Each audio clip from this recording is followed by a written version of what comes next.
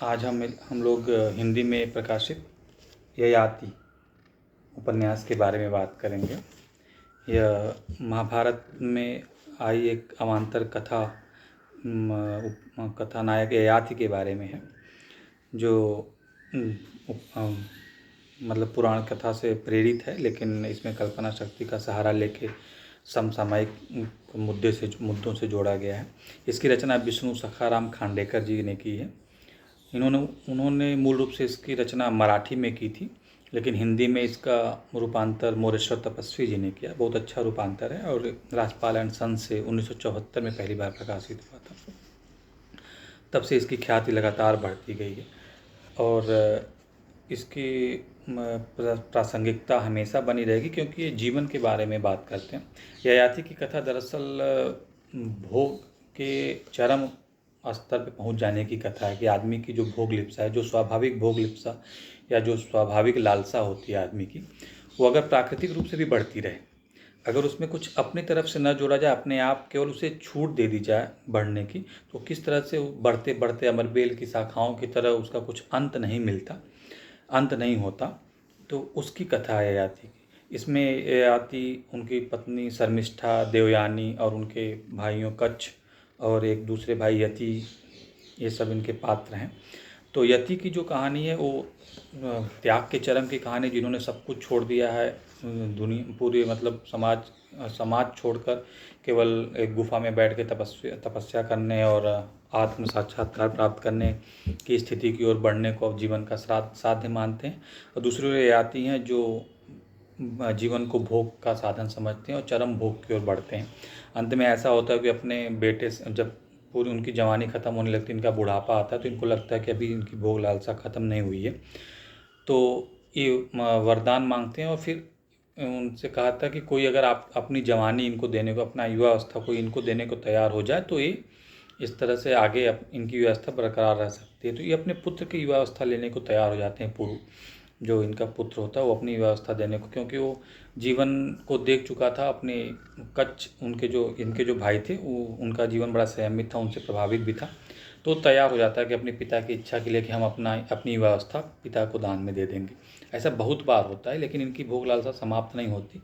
तब इन्हें बाद में समझ में आता है कि जीवन में संयम और संतुलन आवश्यक है।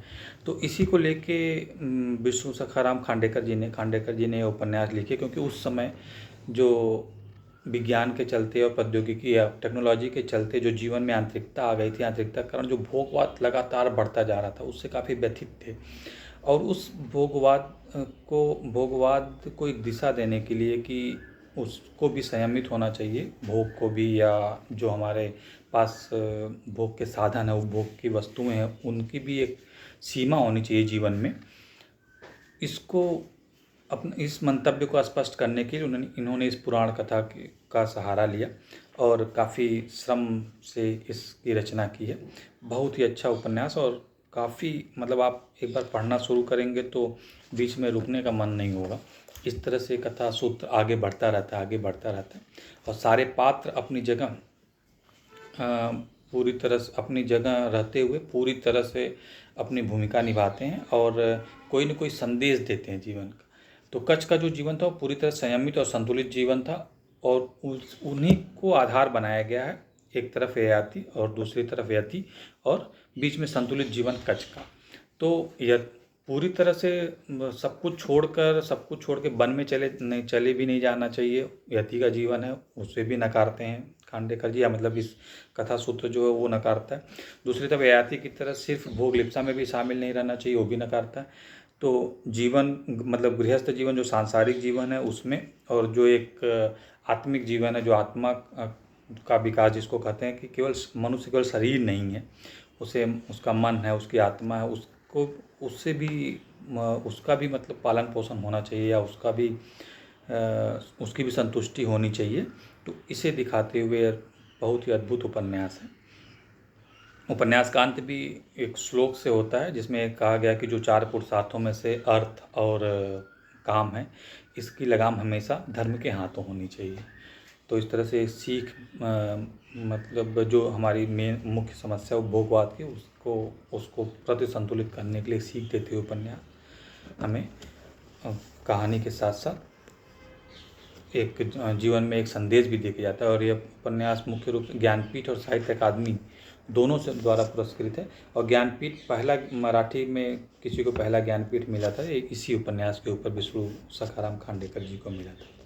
तो इसे जब भी मौका मिले अवश्य पढ़िएगा। धन्यवाद।